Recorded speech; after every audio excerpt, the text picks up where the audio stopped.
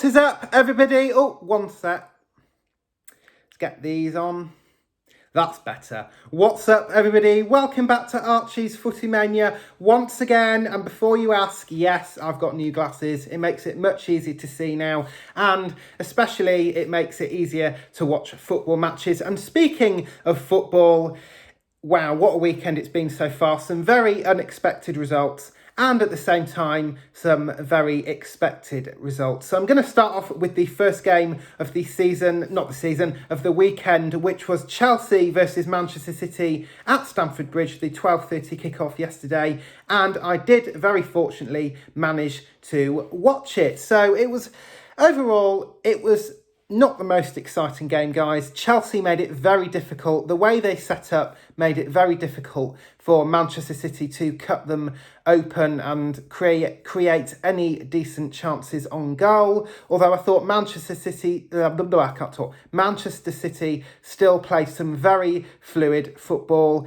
And I thought they were by far the better team. I was kind of disappointed with how Chelsea set up. I didn't really think they gave City a game at all, apart from making it hard for them to open themselves up.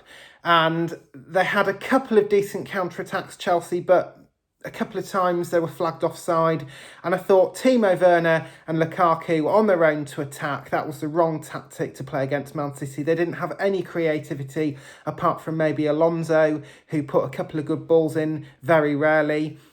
They had Kante, but he was mainly sitting back and defending. So it was I think Chelsea fans would have been annoyed and frustrated with the way that Tuchel set his team up. And in the end, I think if they got 0-0, it would have been a different opinion from Chelsea fans, but I think because they lost in the end with Jesus scoring that lucky deflection goal, I think because they lost, it's going to be down to the manager, I think, with his decision and the way he set up the team. I didn't think it was the right tactics. He should have started Havertz to sit behind Werner and Lukaku, or started a front three, and I think he also should have started Mount as well. Although they did defend very well, Chelsea, I just think it wasn't the right tactics for that particular game.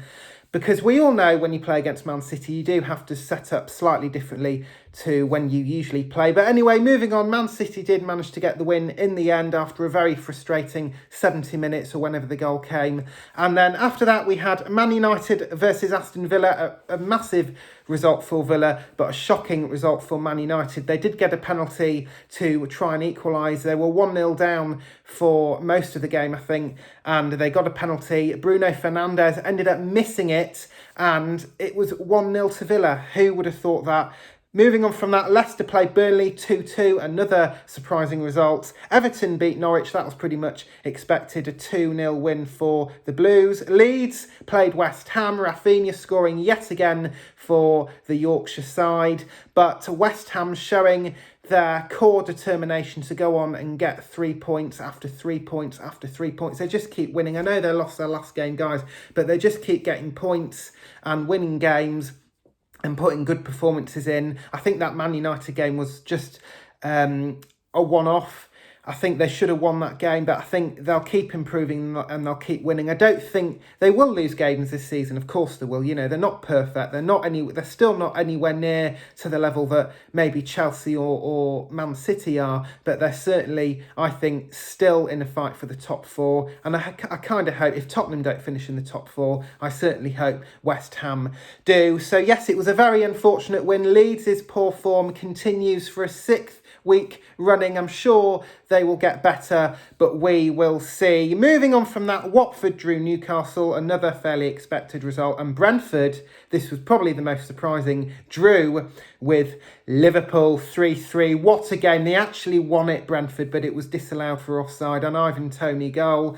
They scored the winner, but unfortunately VAR intervened and it ended up being a point apiece, which I think is still a fantastic result for Brentford. Anyway, guys, I'm going to wrap that up. Don't forget to stay tuned for my next video covering the North London derby and the next couple of Premier League games over the next couple of days. Anyway, guys, thanks for watching. Don't forget to subscribe, leave a like below and comment below, and I'll see you guys soon. Bye.